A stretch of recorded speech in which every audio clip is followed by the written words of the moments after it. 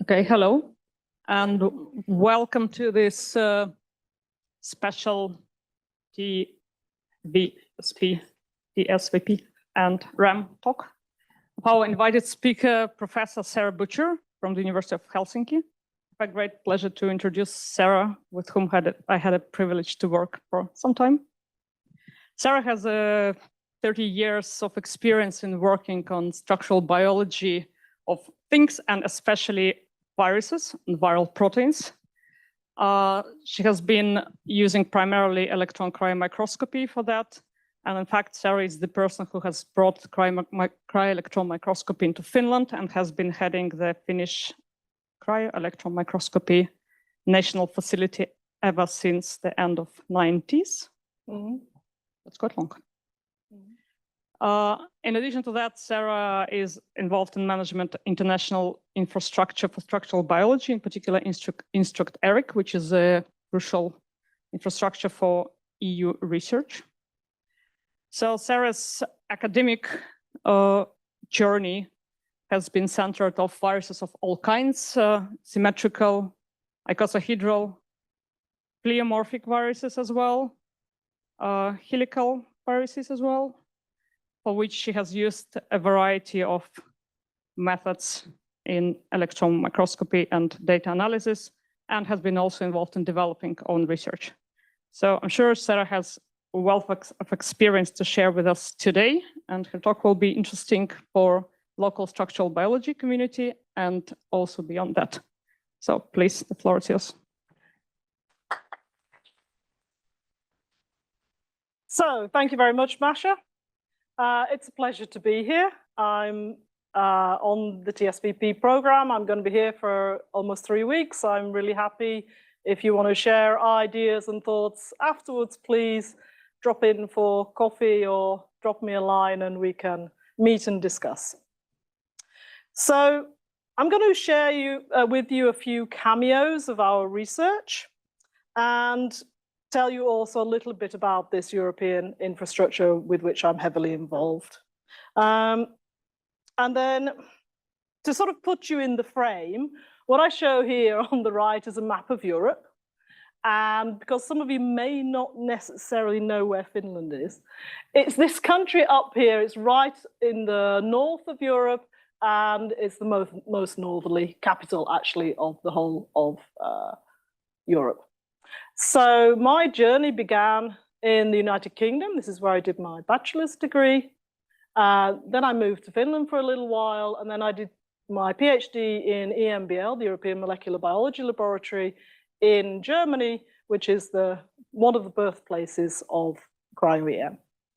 After that, I moved to Scotland, and then I moved to Finland, and I've been there for a very long time, since the last millennium, indeed. Right. So that puts you in the frame of where we are. So what about Finland? Well, it's a very big country. It's actually about the same size as Germany. There's only 5 million people there. It is mainly a country of trees and lakes. In the winter, you can see snow, so then you think it's just a country of trees and snow, because you can't even tell where the lakes are. So actually one of the things I'm normally doing at this time of year is going out with my group, picking mushrooms in the local forest. However, I decided now to come to Japan instead and to spend a few weeks here and get to know what you're doing, and maybe we can set up some nice interactions. In terms of what our research questions are, so as Masha already said, we are primarily working on viruses. Why, you may ask? So it's really fascinating to work in an area that's just full of surprises, okay? Why is it full of surprises? Well, viruses have been called the dark matter of biology. In 2003, Roger Hendricks estimated that there are in excess of 10 to the power of 30 viruses on Earth. Quite a large number. If you would place them end to end, then they would reach about 10 million light years off into space. So not only are there a lot, but this population of viruses on Earth is very, very dynamic. The population is estimated to turn over every few days. So that's enormously important for the carbon cycle, for the nitrogen cycle, and obviously it's a great source of pushing in evolution. That process of turnover has probably lasted for a couple of billion years. And so we have really, really broad genetic diversity. So as an area of research, the possibilities are endless. So that's why I've been doing it for so long. One of the reasons, at least. Another reason is, of course, I'm interested in pathogenicity as a good microbiologist, and probably all of you have been touched by this particular virus. So I want a show of hands in the room of those people who have heard of SARS coronavirus or who have been affected by it. Okay, are you ready? Show of hands means put your hand in the air now. Okay, so that's quite a good number in this audience. And, you know, joking aside, when this pandemic hit, we were really wondering, why is this so infectious? We had SARS coronavirus, as you remember, in 2002, and there were only a few cases. Yes, there was quite bad mortality, but there's nothing like what has happened during the pandemic. These are numbers from 2023, when they were still relatively being traced, and we had at that stage almost 700 million recorded cases and around 7 million died. And of those, actually, it always amazed me that so many of those were actually in the US. And one of the reasons why is because it's so infectious compared to its counterpart, and that's because it infects the upper respiratory tract, unlike the original, which is much more deeper in the respiratory tract and therefore doesn't spread as easily. So with some sequence gazing, our collaborators, especially Giuseppe Balestreri, recognized that there is a difference in the major spike protein in SARS-CoV-2 compared to the original. It's got a 12 nucleotide insertion in the genome, and that 12 nucleotide insertion codes for a furin cleavage site. So furin is a protease, which is found in the body.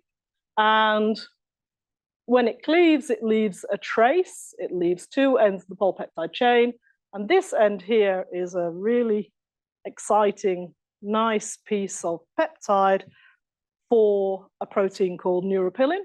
Neuropilin sits on your cell surface and it recognizes these bits of peptide and takes things into the cell using that bit of peptide. So what we showed was that neuropilin enhances infection in a cell culture system. So you take cells which aren't normally infected, or they're infected very poorly. So here we have this HEC2932 T cells which have been infected.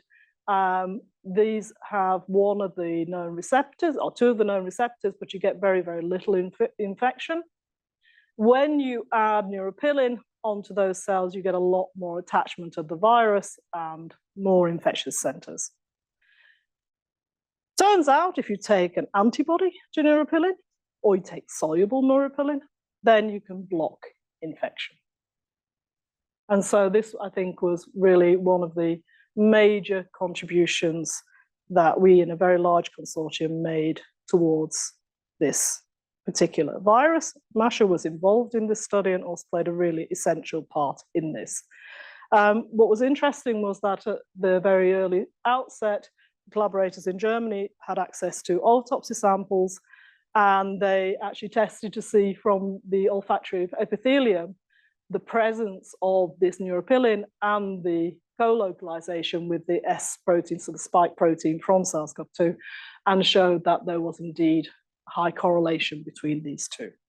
So this is an intriguing element, that this enrichment in neuropilin in these epithelia may be important in terms of that increased risk of infection.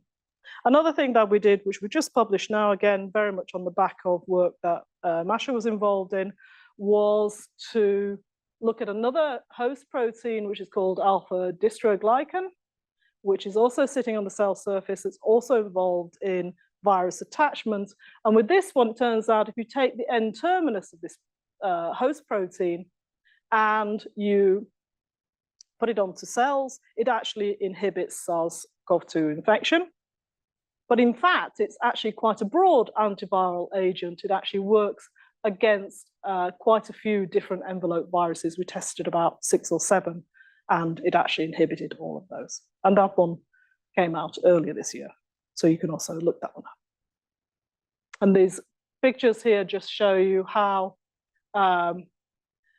with pseudotype viruses, you can, in the presence of different constructs of this peptide, you can decrease the infection compared to the control. Right, next cameo. I said there'd be quite a few cameos. There's going to be about 3 cameos. So the next one is tick-borne encephalitis virus. This is a flavivirus. Flaviviruses, which you should be aware of here, are mosquito-borne viruses, like Japanese encephalitis virus. Hope you've all been vaccinated. Good. Yellow fever virus, West Nile virus, dengue, these are all really important in this area of the world and are becoming more and more important also in other areas. The EU is putting a lot of money into these viruses at the moment because they are spreading northwards due to global climate change.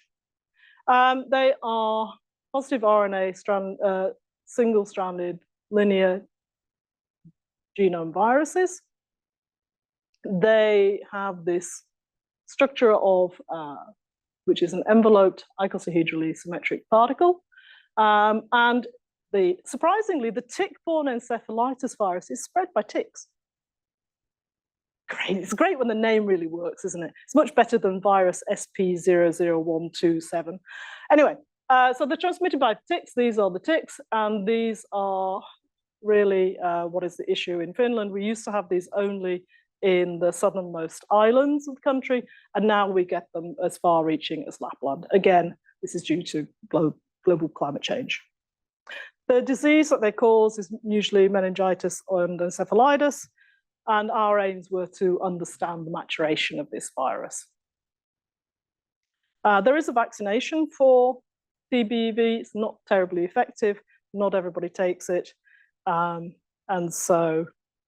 unfortunately, there are no antivirals, so it's really just palliative care. If you get the virus, you just hope you survive.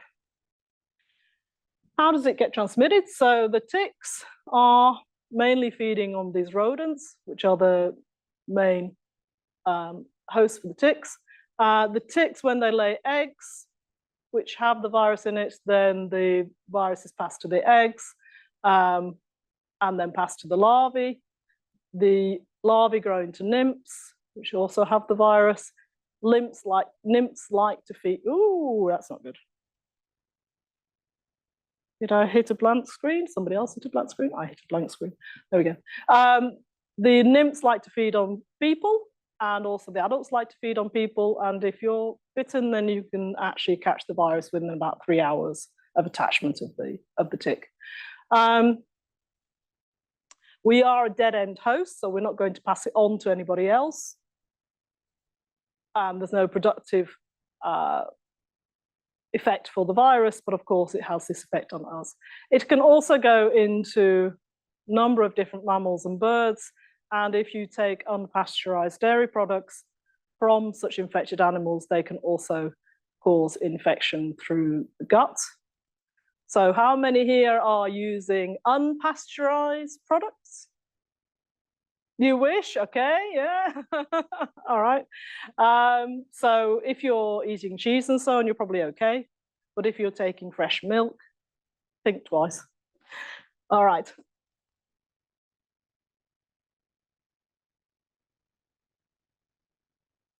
Yeah, doesn't want to play anymore, fine.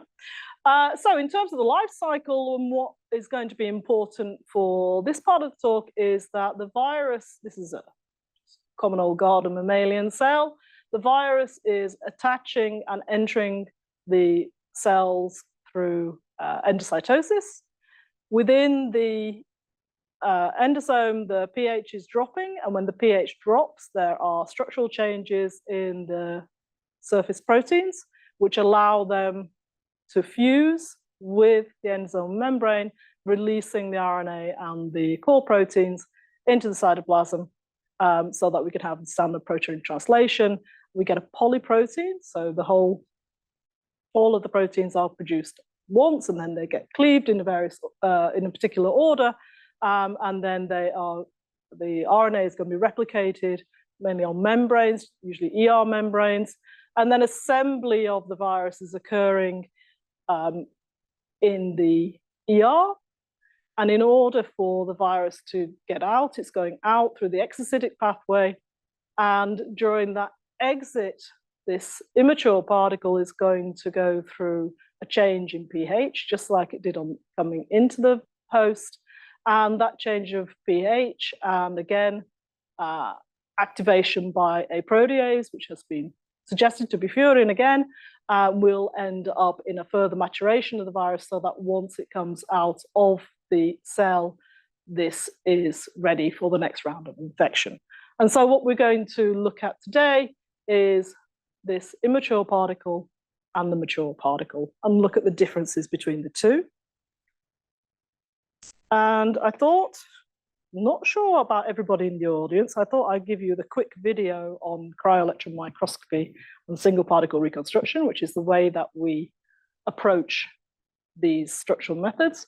We take the sample, we freeze it very rapidly in liquid ethane so that the particles get trapped in whatever state they were in. We put this vitrified sample into an electron microscope and record images from direct to electron detectors. So this is already digital format. And then what we need to do is to find all the occurrences of the virus within these micrographs. And because each one of these was in a different orientation when frozen, we get a projection of it. And what we need to do for the image reconstruction is to identify all of those projections and then map them basically on an orientation sphere, saying, okay, you were in this orientation, you were in this orientation, you were in this orientation. And as we do that for more and more and more of these images, we can collect the data back in the computer to actually generate a three-dimensional reconstruction of the original object that we had in the microscope. And then once we get it a three-dimensional reconstruction, then it's possible to go in and to model that to atomic resolution so that we can actually work out where all the different atoms go. So that was the 101 of cryoEM and image reconstruction. And it wants to play again. Isn't that nice? All right.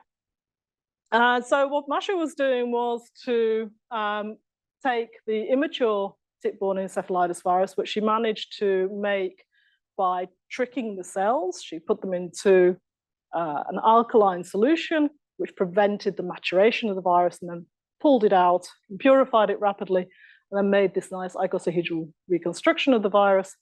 But actually, it turns out this didn't give us the normal nice structure that we were hoping for. It kind of got stuck. And actually, when we looked at the particles and didn't use the symmetry, we realized that actually a lot of them are distorted. And if I can show that, I can't show that movie again. I can show that movie again. So the front of it looks nice and pretty, but at the back, there was a lot of disorder and maybe not a big gap like this, but really not the same order on the surface. That has some consequences, because in order to be able to pull out all the information, what we basically have to do is to go in and treat each one of these repeating units individually and average those together. So that's called focused reconstruction, and that allowed then to push the structure to a much higher resolution so that it's actually possible then to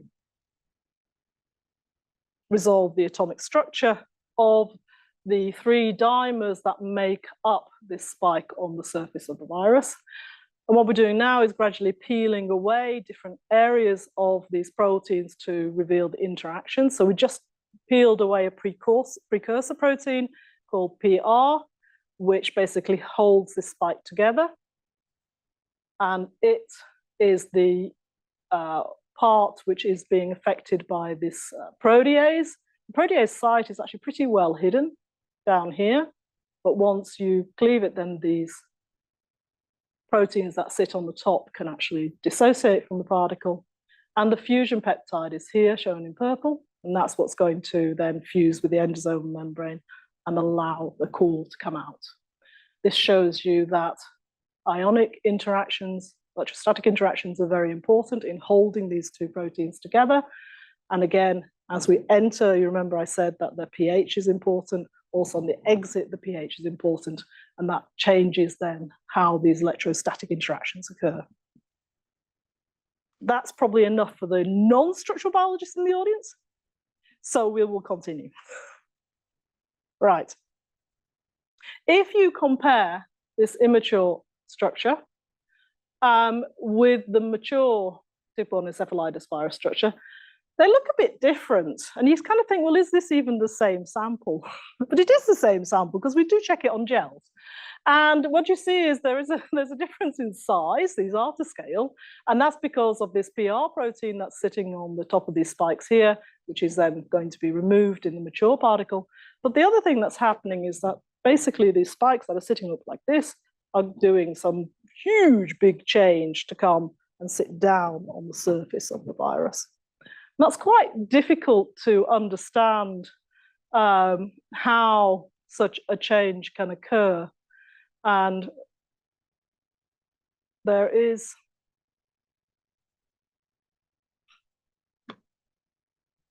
not only differences on the outside, but if you cut these in half, in these 3D reconstructions, you also see the inside of the particles, not just the outside. And you can see, maybe, if you look really closely, this red and white part here is the kind of the outside protein, the E protein. And in blue here, what you're actually seeing is the bilayer, the lipid bilayer of this envelope virus. And through it, you can see, hopefully, lots and lots of little sticks. These are transmembrane helices that we can see in the membrane. And when we look at the mature virus, we can again see here's the leaflet bilayer is shown here. And then you can also see the transmembrane helices. But there's a difference. For those of you who've been watching carefully, you will see that indeed the distribution of those helices seems to be very, very different between these two particles. So it's not just that the outside is changing, but also the inside is changing. So when we think about these changes that occur, we also have to think about what goes on in the membrane as well. And this just shows you when we peel away all of those external parts and we only look at the transmembrane helices, I hope you can appreciate, not particularly that this one is the same as that one, but at least you can really see how much they change between these two conformations, okay? And that basically also has big differences then in terms of how stable this one is compared to this one. This is a much more stable particle than the immature particle. And that's also a repeating theme that we see in many viruses. The thing that assembles first comes together in a really unstable state, and then as it matures, it becomes more stable. All right, so there was in 2021, Newton et al. Put out a structure of Binjari virus, and they made a nice movie where they modeled the maturation. Okay, so we're going to show that movie because we didn't manage to make such a movie. It was too difficult, and we actually kind of like this one. So what you're going to see is the individual spike proteins and then how they might move relative to one another. And then this is going to expand out to include more and more copies of the viral proteins. And finally, you'll see how it might end up in the final conformation. You can see they're really proposing huge, huge changes. At some stage, the proteins start passing through each other, which I don't think is actually going to happen in real life. And it just shows you how difficult it is to make these movies. But one of the things that there is a big assumption here is that all of the particles are perfect and that everything happens at once. All right. So I think this is a good starting model. I call it the square dance model, because in a square dance, everybody moves together, right?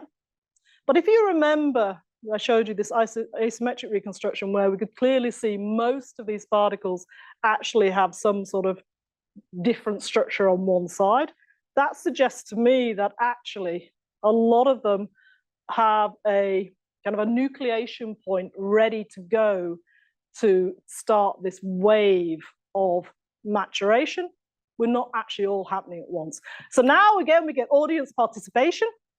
So Masha knows what this is. There you go. So we're going to do Mexican wave, starting with Masha. And then as she waves her hands, the next person waves theirs. And then it flows.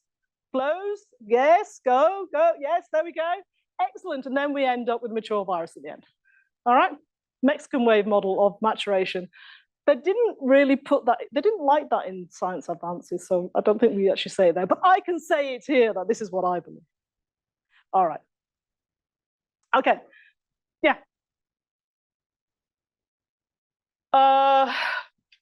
It's in the order probably of milliseconds. So what you tend to see in this sort of maturation is that nucleation is very difficult, but then it spreads across the particles really very, very rapidly. Is measured. So for this particle, we measure it by protease protection and by pH. So we can, from that, we can see how rapidly we get this separation between the PR and the M protein. And in other viruses, there's been studies, for instance, a long time ago by Alistair Stevens looking at maturation of herpes virus, where they pulled out complexes from the cell using antibodies and showed that there was this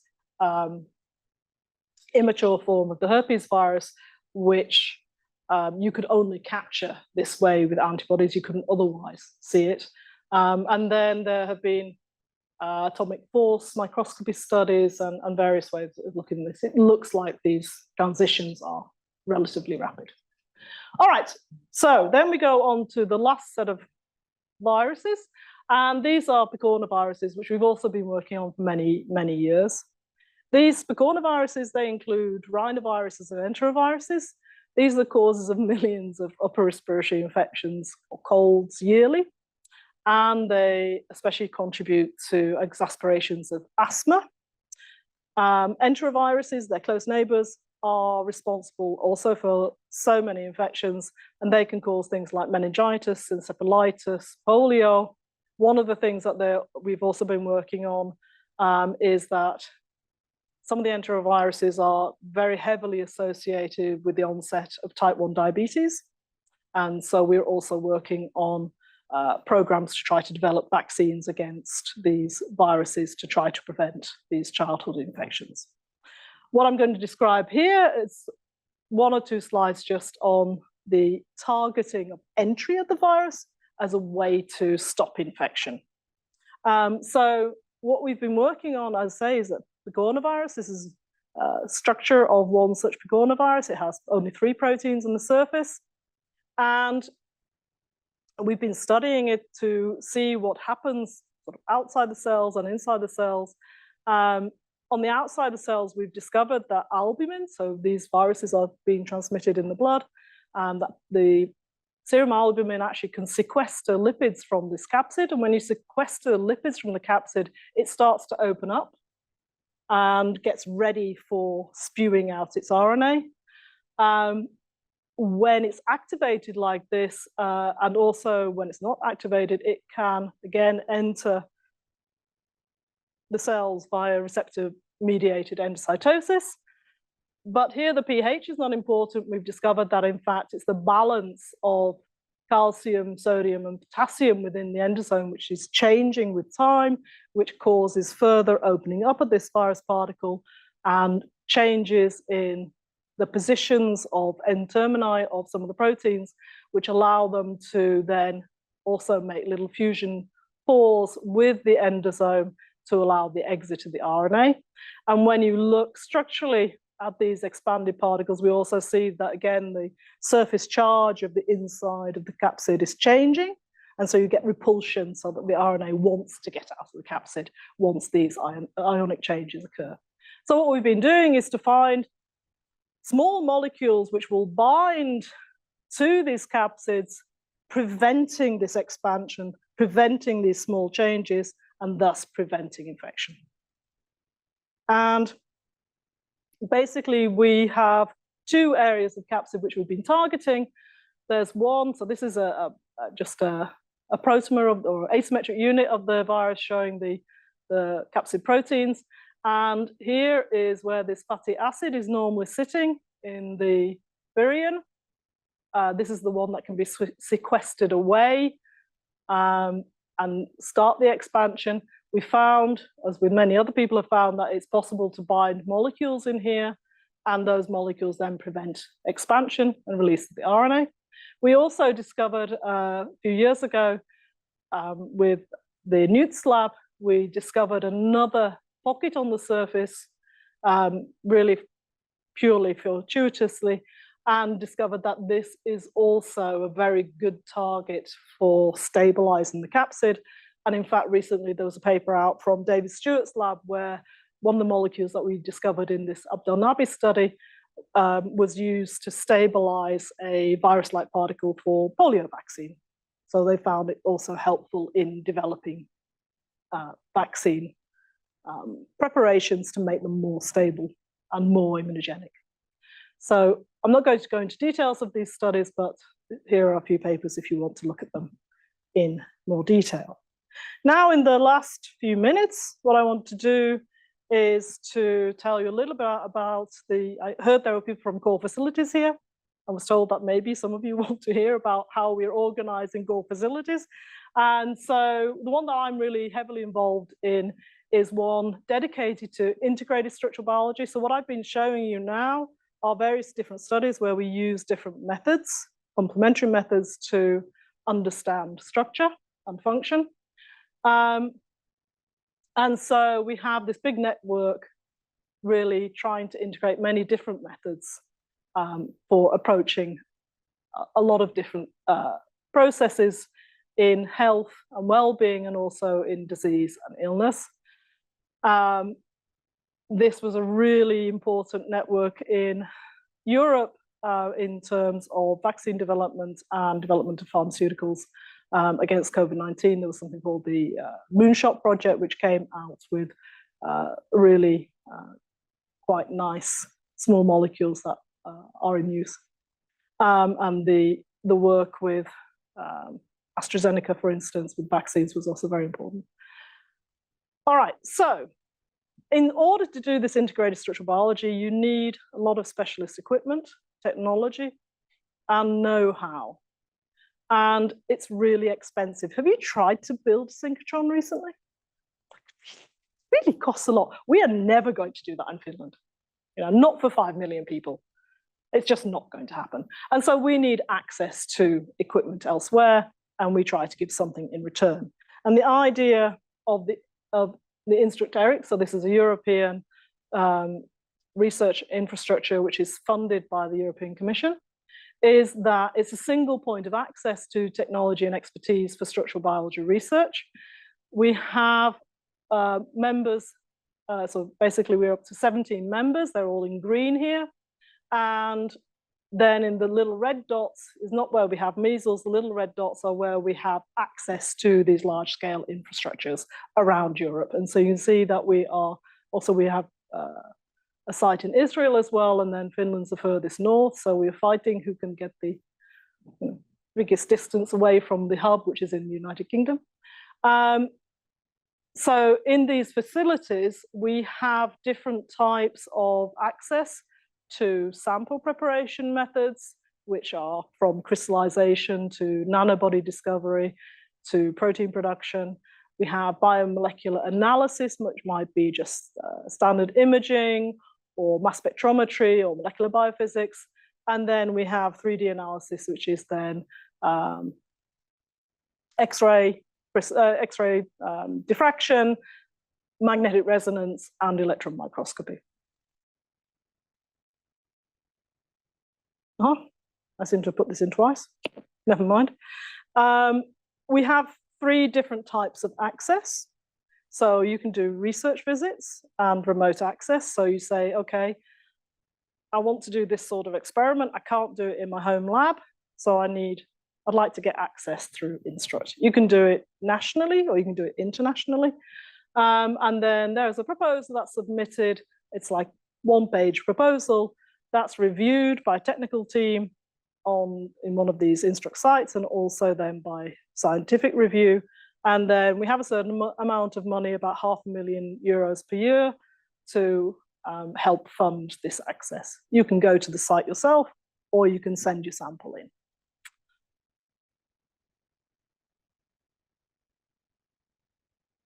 Then we do training. So we offer a range of different training courses. Some of these are online, some of them are in person. And these are typically in emerging methods, which are then again delivered by international experts. Some of you may have been on the EMBO courses on 3D EM in the past. Those are held only once every 2 years approximately. They only take 20 students. We do a few more courses and offer them a little bit more frequently.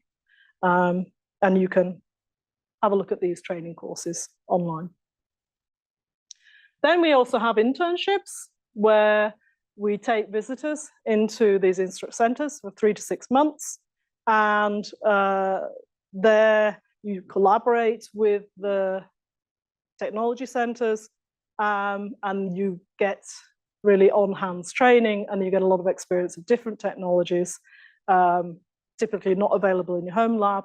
And then, of course, there's a implicit transfer of knowledge which you get when you actually sit and work with somebody, like sitting and working with Matthias, for instance, because he's here. It's very, very different than if you just speak to him by email. All right? Isn't it, Matthias? No, okay, fine. All right. And as you see, this is just a plot to show you that where the home country was and which host countries people have gone to. And you see that these are distributed through all the different countries which are member countries. Then we also have R&D funding, which is to support particular small-scale pilot research projects, again, either in a facility or from researchers to then develop an area of research so that, for instance, they can apply then for an EU grant on the basis of such small R&D pilot events. In Finland, I'm running the Instruct Centre. It has 3 sites in University of Helsinki, University of Eastern Finland, and the University of Oulu. And the things that we are offering, so this is Hanna, who's my coordinator for the whole of the Instruct Hub. Within University of Helsinki, we offer biomolecular complex purification with Minna, single-cell proteomics by mass spectrometry by Marku, and then I'm running the single particle tomography and micro-ED cryoEM sample optimization. And then in Oulu, we have Lari Lehtio, who's heavily involved in data management systems for X-ray crystallography, and also now expanding into those for EM, basically so that you can trace your sample from when you have it in a tube, you make the crystals, you ship the dewar to a synchrotron, collect the data, export it, make a structure, and deposit it in the PDB, so that there's a clear chain of command across the whole experiment. But also they do molecular biophysics and crystallization. And then in the University of Eastern Finland, we have native mass spectrometry from Jani Jannis. So the idea is that these are things which are not so easy to get nationally, and certainly not that easy to get across Europe. What do we offer you? So I especially really enjoy taking internships into our lab. These have been really great fun. These are a couple of different trips we've made with some of our interns. So for instance, this is Francisco. He's now doing his postdoc in Austria in cryo-electron tomography. This is from Tallinn. I believe this might be Masha here. And then here we have another intern. This is Katarina, who was joining us. And this is taken in Suomenlinna, which is a World UNESCO site in Helsinki. And you're all very welcome to come and visit my lab. And then finally, I'd just like to acknowledge just some of the many people who've been involved in many of these projects. So this was my lab as of about a year ago. We were in a wet Stalin, and here we have especially Zlatka, who was very heavily involved in these picornavirus projects, and Kirilo, who's now involved in tick-borne encephalitis virus projects. Past members of the lab who were involved in all of these projects include Sarah, Ausra, Masha, Valerie, and Pasi. Our collaborators on the picornaviruses include Varpu. On tick-borne encephalitis virus includes Anna, Ricard, Pavel, and on SARS, Petri, Marku, Giuseppe, Maria, and Pekka Kapeisto, and then, of course, all of our funding agencies as well. And I thank you for your attendance.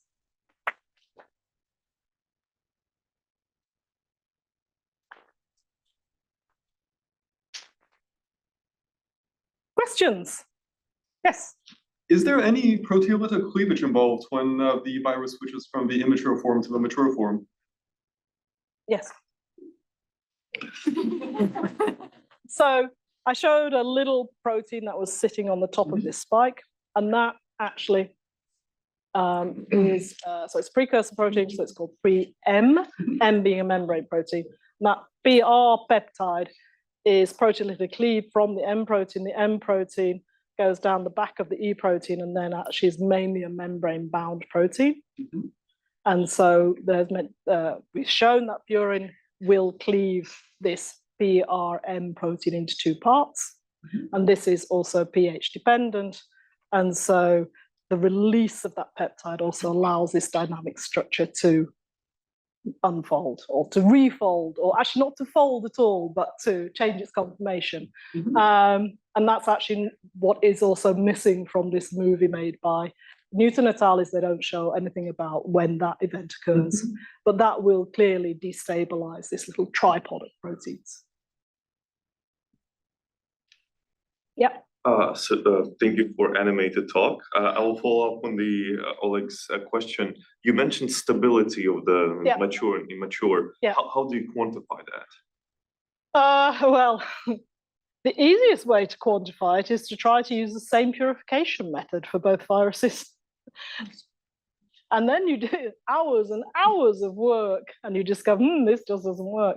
So we can actually, often you just look at the preparations whilst you're trying to purify them and think, this one works really well, but this one doesn't.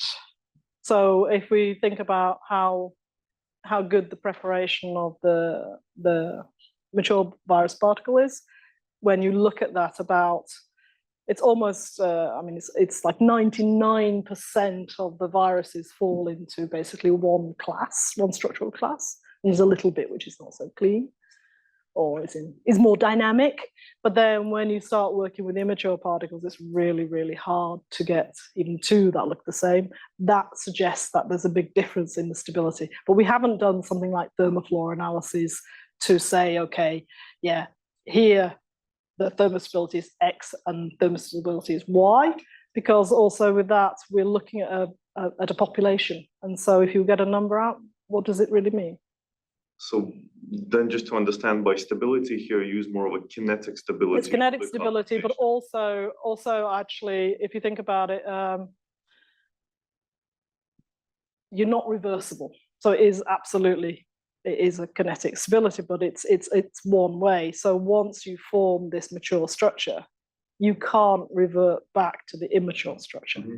You can go into another form, which is the form which is ready for fusion, but you don't recover that original structure. Mm-hmm. There is a paper where they say, is it in dengue, that you can reverse it, but I don't believe the results. It's a one-way process. Right. And this is also what you tend to see. Some viruses can breathe a bit, but with these sorts of large changes, it really looks like it's a one-way street. Mm-hmm. Yep. Is the nucleic acid inside the virus structured? Well, good question. So in some viruses, yes. So we did a lot of work with one of these picornaviruses, looking at how the RNA was structured, and there actually we see small hairpins which are involved in actually the assembly of the capsid, And you can resolve then these hairpins within even these icosahedrally ordered structures. But if you think about it, it's quite a tricky question to ask, because you've got, in the simplest of cases, say 60 copies of protein on the outside of the capsid. You've got one genome which is unique, right?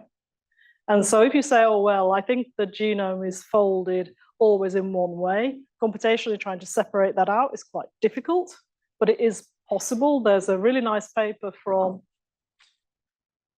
I think, Hongzhu, where he looked at MS2, where they also see these small hairpins which interact with the surface of the capsid. And he analyzed around, if I remember correctly, about 1 million particles.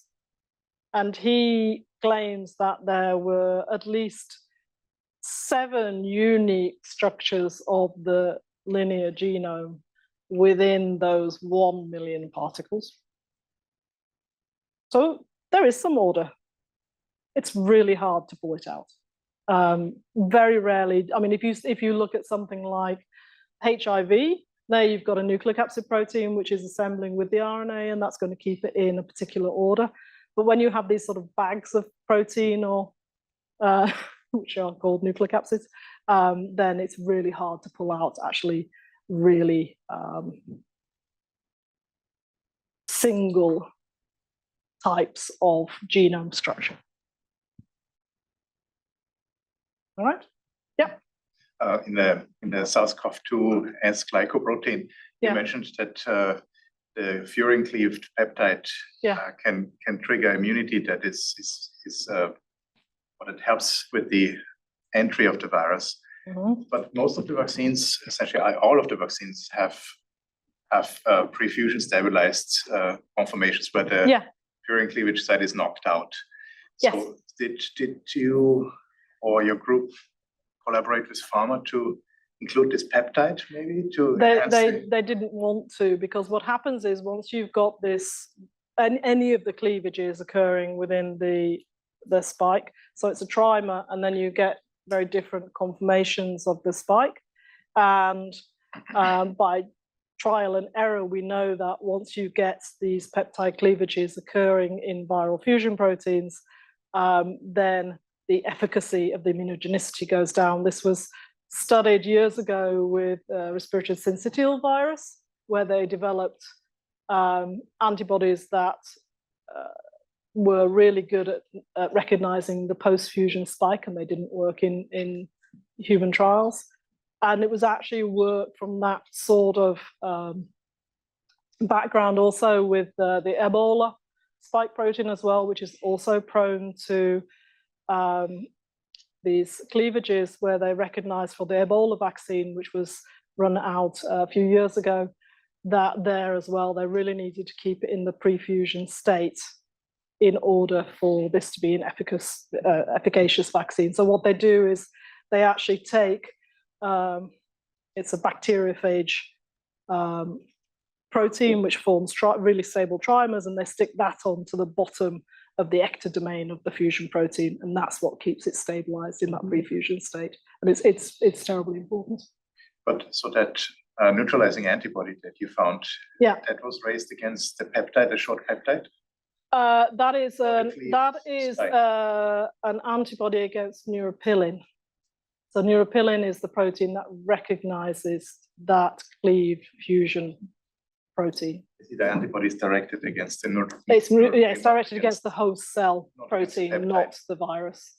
Yeah, and it's. I mean, the reason that this neuropilin has been studied is because it's an important molecule in cancer, and this was an antibody which had been developed by Besalu in Estonia, working on his studies with neuropilin and cancer.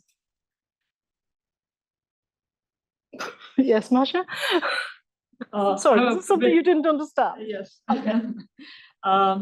So cryoEM has revolutionized the field of structural biology, as has been observed a few last years. This year, the Nobel Prize in Chemistry went to the tools for protein structure prediction, and half of it was shared by the AlphaFold creators, right? Yes. So what is your outlook into the future of structural biology in this rapidly changing world?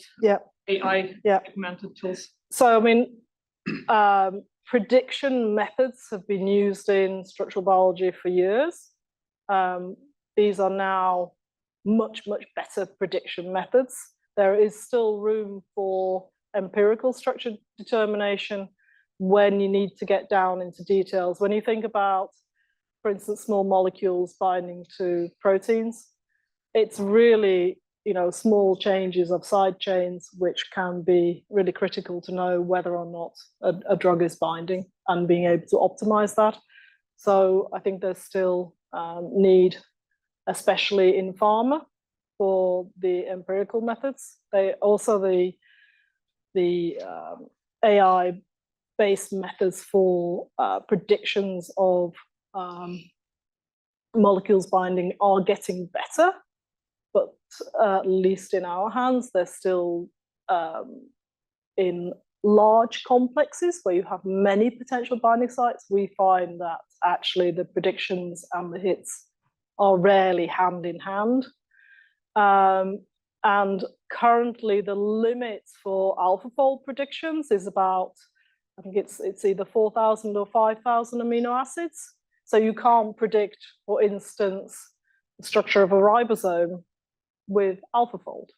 You can predict it based on known structures which are in the database, but you can't predict it using these methods. So there's still a long way to go. So the area that we are in primarily in our lab in structural biology is looking at large dynamic complexes, and those are still difficult to model. What David Baker has been doing, I think, is absolutely phenomenal work. So he's the other person who was awarded the Nobel Prize, because he's really, I think, been a pioneer in pushing the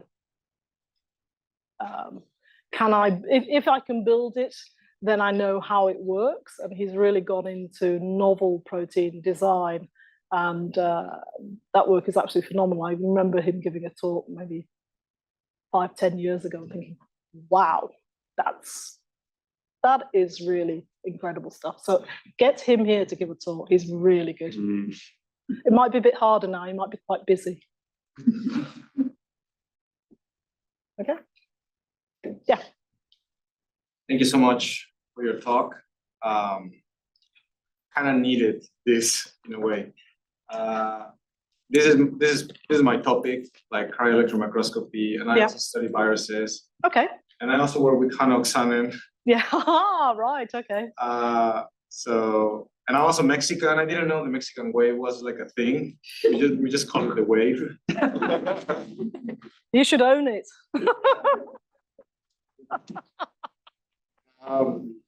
Yeah, there are many things I would like to ask, but I guess I just want to know your opinion.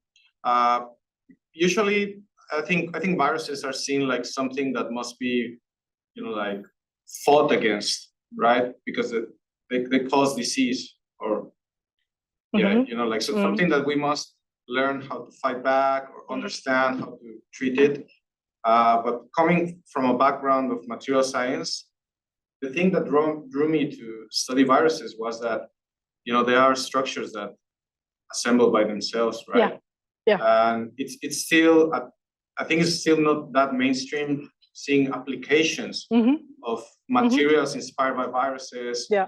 There are, right? Yeah, there are. So I just wanted to know, like, what are your thoughts? Is there some technology that you think could pick up, or something that you think, oh? Yeah. So I mean, one really, really obvious thing is delivery of molecules to cells. So the whole idea of using liposomes which contain something that you want to target into a cell, this is very much based on, there are these small particles called viruses which can fuse with host cells and deliver cargo. So even if you just want to take the mRNA vaccine example, you can say that's really, really inspired by real biological processes.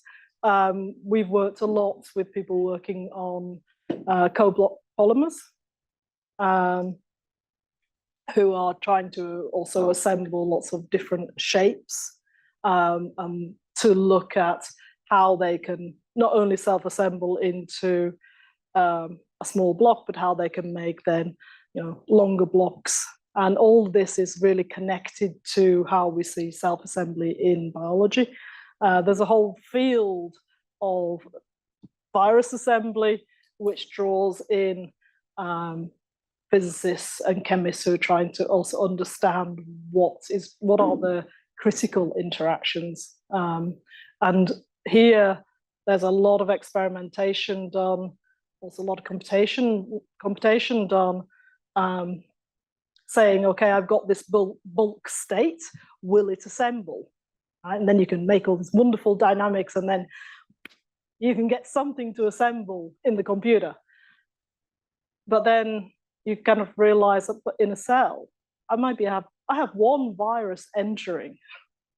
So I don't have a bulk state where I have a huge amount of stuff already ready there to go. You actually have very small concentrations that lead into infection and into assembly. And so getting to understand the process starting from a small amount rather than starting from, I'll just assume I have everything at maximum concentration, is also an area of development.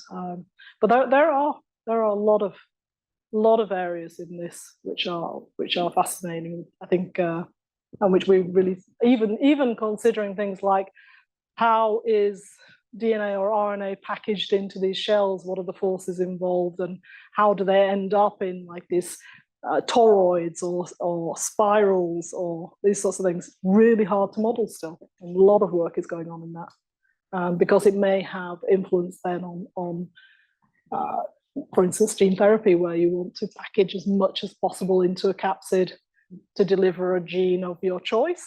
So how can you optimize that process? So there's a lot of sort of basic understanding still to work on a bit. So, and I think you're working on these lemon-shaped viruses. Yeah, they're really nasty. Yeah. So these are very, very dynamic, even outside the cells. They change shape like crazy, grow arms. Thank you. All right.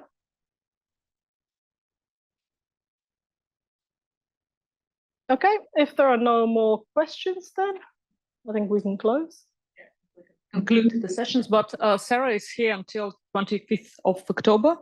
So whoever would like to her, please use this opportunity.